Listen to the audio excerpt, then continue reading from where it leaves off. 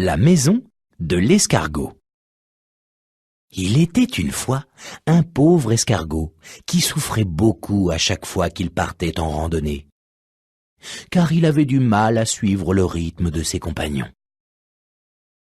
La coccinelle était aussi rapide qu'une souris. Le mille-pattes, avec ses 1000 pattes, ignorait la fatigue.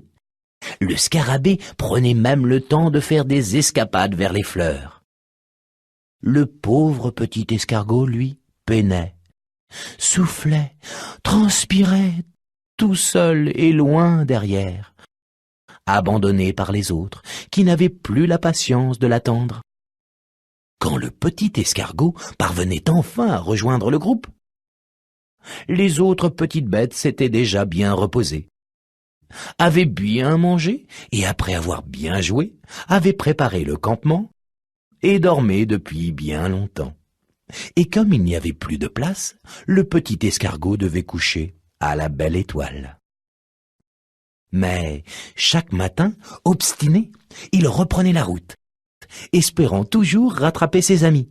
Pour ne pas s'ennuyer pendant le parcours, il sifflotait, regardait à droite et à gauche, saluait les petites bêtes qu'il rencontrait. Un jour, qu'il avançait le nez en l'air pour admirer le vol d'un beau papillon, le petit escargot buta sur une surface dure qui lui fit perdre l'équilibre. « Oh ben ça alors, mais qu'est-ce que c'est ?» se demanda-t-il, car il n'avait jamais vu une chose pareille, ce qui est normal puisqu'il s'agissait d'un coquillage perdu par un enfant qui l'avait ramené du bord de mer. D'un naturel curieux, et comme la chose ne bougeait pas, le petit escargot alla voir de plus près et inspecta l'intérieur attentivement. En y pénétrant, il s'aperçut qu'elle était parfaitement à sa taille et de plus très légère à porter. « Ah, c'est super !» jubila alors le petit escargot. « Je vais m'en faire une maison !» Et il se mit en route, le coquillage sur le dos.